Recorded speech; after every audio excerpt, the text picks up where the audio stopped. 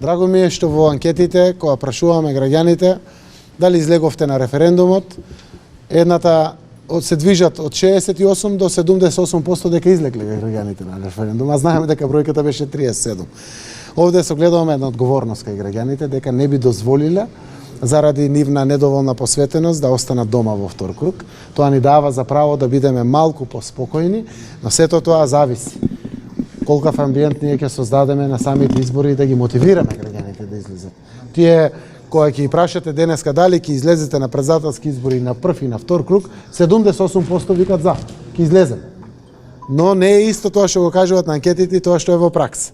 Значи зависи колку ние ќе ги мотивираме, колку пријатна кампања ќе им организираме и колку ќе им дозволиме на опозиционите партии да бидат контролори на самиот процес на изборите.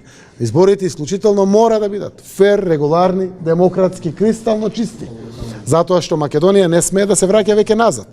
Ние сме пред добивање на датум за преговори и отварање на поглави. Ваквите прашања треба да бидат комплетно апсолвирани, ќе следуваат сигурно состаноци со опозицијата, како да обезбедиме максимални гаранции за сите учесници во изборите, пред се за граѓаните, дека изборите ќе бидат кристално чисти. Ние се чувствуваме фаворити на овие избори, фаворитите имаат дополнително гајле и грижа да ги обезбедат изборите да бидат кристално чисти.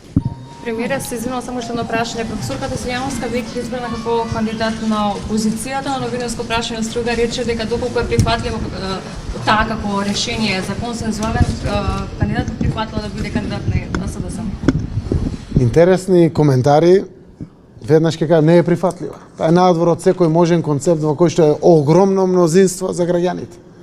Не даде ниту во еден сегмент една подршка на тоа што цел свет денеска поддржува и огромно мнозинство граѓани го поддржуваат. Македонија исчекори со квантен скок напред. Отидовме во исполнувањето на нашите децениски аспирации. Ние сме денеска земја каде што секоја недела се ратификува протоколот за НАТО. Ние сме земја која што е известно земја преговарач со Европската Унија. Таа е надвор од актуелниот концепт на живот, надеж и живење на огромно мнозинство од граѓаните. Така да јас имам почит према сите, дури и према политичкиот противник, кој што еве застана позади професорката, почитувам се, но апсолутно таа е сосема спротивно од концептот кој што оваа влада, мнозинството на граѓани го развиваат во Македонија, па дури е спротивна на концептот едно општество за сите.